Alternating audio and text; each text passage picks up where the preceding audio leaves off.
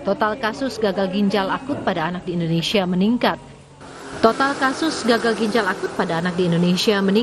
Menteri Kesehatan Budi Gunadi Sadikin menyatakan hingga saat ini tercatat 241 kasus gagal ginjal akut pada anak.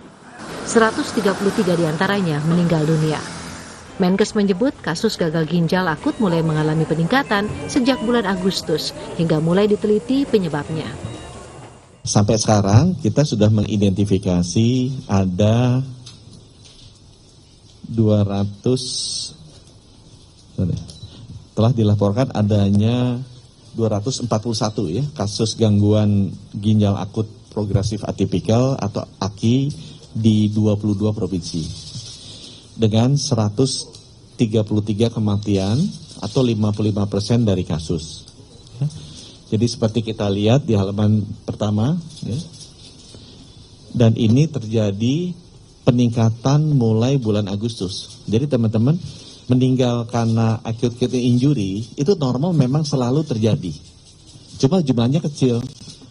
Sebulan tuh 1, 2, belum nggak pernah tinggi. Nah kita mulai lihat ada lonjakan itu di bulan Agustus. Naik sekitar 36 kasus ya acute kidney injury. Sehingga begitu ada kenaikan, kita mulai melakukan penelitian. Kasus gagal ginjal akut tertinggi terjadi di DKI Jakarta dengan 40 kasus dengan jumlah kematian 21 anak. Disusul Jawa Barat dengan 40 kasus dan 25 kematian anak. Lalu Jawa Timur menempati posisi ketiga dengan 25 kasus gagal ginjal akut dan memicu kematian 10 orang anak. Kementerian Kesehatan menemukan 3 zat kimia berbahaya yang terdeteksi pada pasien gagal ginjal akut anak, yakni etilen glikol, dietilen glikol, etilen glikol butyl ether. Ketiga zat itu merupakan cemaran dari zat kimia polyethylene glikol yang sering dipakai sebagai pelarut obat-obatan jenis sirup. Etilen glikol memiliki efek berbahaya bagi tubuh. Tahap 1 dapat menyerang saraf setelah 30 menit hingga 12 jam. Tahap kedua menyerang jantung, paru setelah 12 hingga 24 jam. Tahap ketiga menyerang ginjal setelah 24 hingga 72 jam. Pada tahap ini akan mengurangi atau menghentikan urin secara total hingga menyebabkan gagal ginjal akut.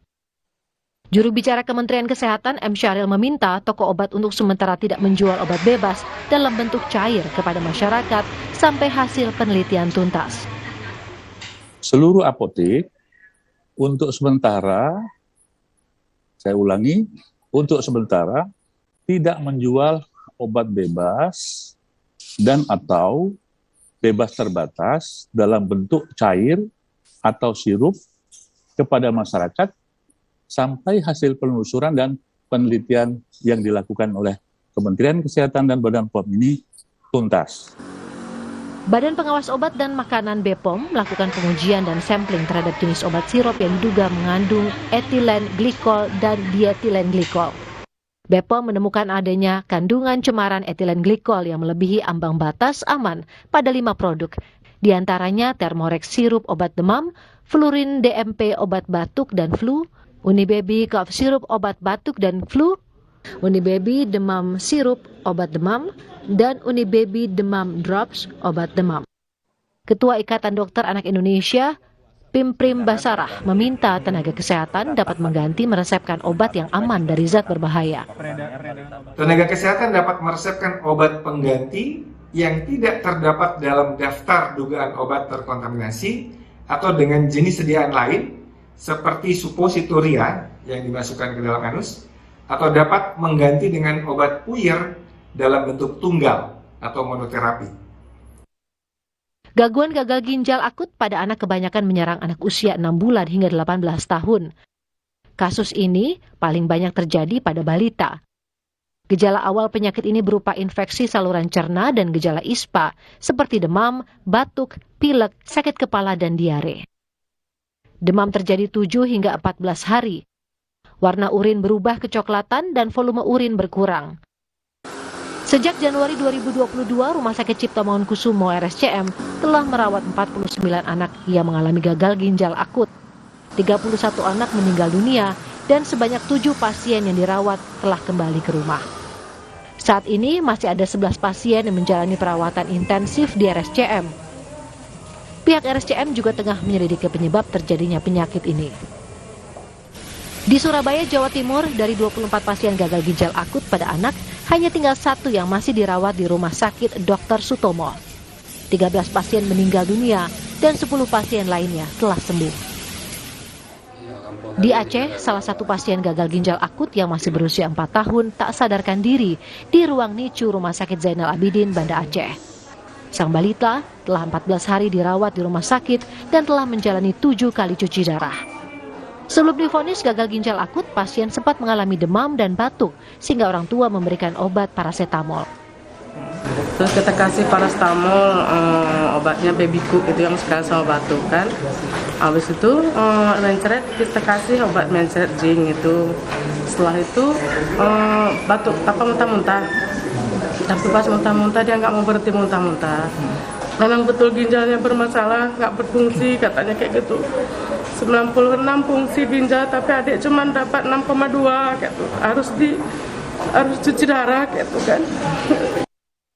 Kasus gagal ginjal akut pada anak awalnya merebak di Gambia sejak awal Juli lalu.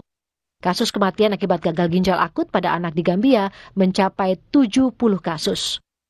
Orang tua dan tenaga kesehatan diimbau melakukan deteksi dini pada anak dengan gejala gangguan ginjal akut, yaitu demam dan batuk, dan terutama saat frekuensi urin berkurang. Orang tua dapat segera membawa anak ke fasilitas kesehatan. Tim Liputan, Kompas TV. Saudara, kasus gagal ginjal anak masih jadi sorotan. Hingga 18 Oktober ada 99 anak meninggal dunia akibat gagal ginjal akut. Kemenkes telah menghimbau untuk menarik sementara obat cair sirup yang diduga terdapat kandungan berbahaya. Lebih lengkap kita akan berbincang dengan Guru Besar Fakultas Farmasi Universitas Padjadjaran, Kerry Lestari. Selamat malam. Selamat malam, salam sehat Mbak. Salam sehat Bu Kerry. Bu Kerry, sebetulnya apa itu etilen glikol dan bagaimana masyarakat mengetahui kalau obat ini mengandung etilen glikol atau tidak? Bisa diketahui dari mana? Jadi etilen glikol itu adalah kontaminan, ya. Jadi seharusnya itu tidak ada di dalam sirup ataupun di dalam sediaan obat. Jadi etilen glikol itu bukan bagian dari bahan baku obat, tapi kontaminan dari bahan baku obat. Sehingga pada saat bahan baku obat itu masuk ke industri, biasanya akan dilakukan dulu pemeriksaan atau QC dari bahan baku obat itu agar sesuai dengan persyaratan dari farmakope, di mana kalaupun ada kontaminan harus dalam ambang batas yang ditoleransi, yaitu misalkan kalau kita menggunakan propilen glikol atau gliserin, maka adanya kontaminan etilen glikol atau di etilen glikol itu hanya maksimal 0,1%. Jadi di bawah 0,1% yang dijadikan sebagai ambang batas yang ditoleransi.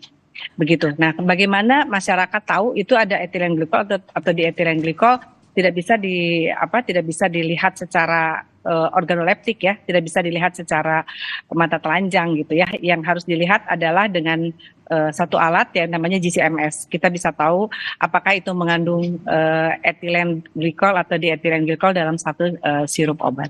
Artinya kita tidak bisa mengetahui dari bungkus kemasan komposisinya apa saja, itu tidak ketahuan ya Bu Kerry? Karena itu bukan komposisi obat. Etilen glikol bukan komposisi obat, tapi cemaran atau kita sebut sebagai kontaminan dari bahan baku obat, yaitu kontaminan dari propilen glikol atau kontaminan dari polyethylene glikol atau kontaminan dari sorbitol dan juga gliserin.